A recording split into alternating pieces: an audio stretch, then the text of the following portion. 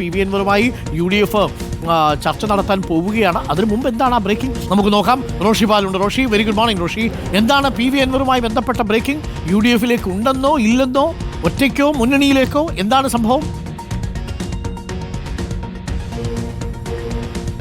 Very good morning Arunkumar.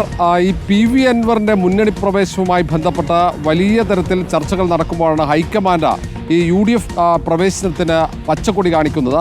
കാരണം ഇപ്പോൾ UDFിനെ സംബന്ധിച്ചിടത്തോളം ഏറ്റവും നിർണായകമായ തെരഞ്ഞെടുപ്പുകൾ വരാനിരിക്കുന്നു. അത് നിലമ്പൂർ ഉപതെരഞ്ഞെടുപ്പ് മാത്രമല്ല, പിന്നാലെ തദ്ദേശ തെരഞ്ഞെടുപ്പും നിയമസഭാ തെരഞ്ഞെടുപ്പും ഒക്കെയുണ്ട്. ഈ സാഹചര്യത്തിൽ കോൺഗ്രസിൻ്റെ ആശയങ്ങൾക്കൊപ്പം നിൽക്കാൻ താല്പര്യമുള്ള പാർട്ടികളെ ചേർത്ത് നിർത്തണമെന്ന നിലപാടാണ് ഹൈക്കമാൻഡ്. പ്രത്യേകിച്ച് തൃണമൂൽ കോൺഗ്രസ് ആയാൽ പോലും സംസ്ഥാനത്ത് സ്വീകരിക്കുന്ന നിലപാട് തന്നെയാണ്. അത് മുന്നണിയിൽ പ്രവേശിപ്പിക്കണമോ വേണ്ടയോ എന്ന കാര്യത്തിൽ തീരുമാനമെടുക്കുക അത് വിലയിരുത്തുന്നത്. ഏതായാലും നിലവിൽ സംസ്ഥാനത്ത് തൃണമൂൽ കോൺഗ്രസിനെ UDFിൽ ഉൾപ്പെടുത്തുന്നതിൽ ഹൈക്കമാൻഡിന് തടസ്സമില്ല. സംസ്ഥാന ഘടകത്തിന്, സംസ്ഥാനത്തെ പ്രദേശ് കോൺഗ്രസ് കമ്മിറ്റിക്കും ഒപ്പം സംസ്ഥാനത്തെ പ്രധാനപ്പെട്ട കോൺഗ്രസ് നേതാക്കൾക്കും ഈ കാര്യത്തിൽ ഒരു അന്തിമ തീരുമാനം എടുക്കാൻ കഴിയും എന്നാണ് ഹൈക്കമാൻഡ് പറയുന്നത്. അങ്ങനെയുള്ള ചുമതല സംസ്ഥാന നേതൃത്വത്തിന് കോൺഗ്രസ് ഹൈക്കമാൻഡ് നൽകിക്കഴിഞ്ഞു. ഇനി നാളെ ചേരുന്ന കോൺഗ്രസ് നേതാക്കളും ഒപ്പം PV അൻവറുമായുള്ള ആ കൂടിക്കാഴ്ച, ആ ചർച്ചകൾ, അത് വളരെ പ്രധാനപ്പെട്ടതാണ്. അത് പ്രതിപക്ഷ നേതാവ് VD സതീശൻ്റെ നേതൃത്വത്തിലാണ് ചർച്ചകൾ നടക്കുന്നത്. രാവിലെ 10 മണിക്കാണ്.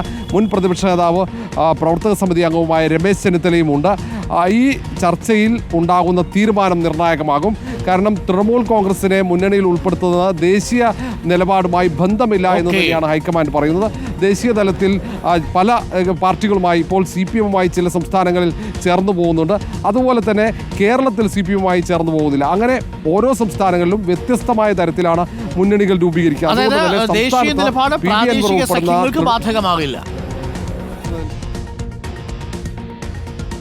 തീർച്ചയായും പ്രാദേശിക സഖ്യങ്ങൾക്ക് അതാത് സംസ്ഥാനങ്ങളിലെ രാഷ്ട്രീയ സാമൂഹിക സാഹചര്യങ്ങൾ വിലയിരുത്തി അതാത് സംസ്ഥാനങ്ങളിലെ ഘടകങ്ങൾക്ക് തീരുമാനമെടുക്കാമെന്ന് തന്നെയാണ് ഹൈക്കമാൻഡിന്റെ നിലപാട്. അതുകൊണ്ട് തന്നെയാണ് അത് ബാധകമാകാത്തത്. മാത്രവുമല്ല, ഈ മണിക്കൂറിലെ നിലമ്പൂരിലെ രാഷ്ട്രീയ വാർത്തയാണ്. UDFിലേക്കുള്ള പ്രവേശനം കാത്തു കഴിയുകയായിരുന്നു PV അൻവർ. PV അൻവറിന് പച്ചക്കുടി കിട്ടിയിരിക്കുന്നു. അങ്ങനെ തൃണമൂൽ കോൺഗ്രസ് കേരളത്തിൽ UDFിന്റെ ഭാഗമാവുകയാണ്.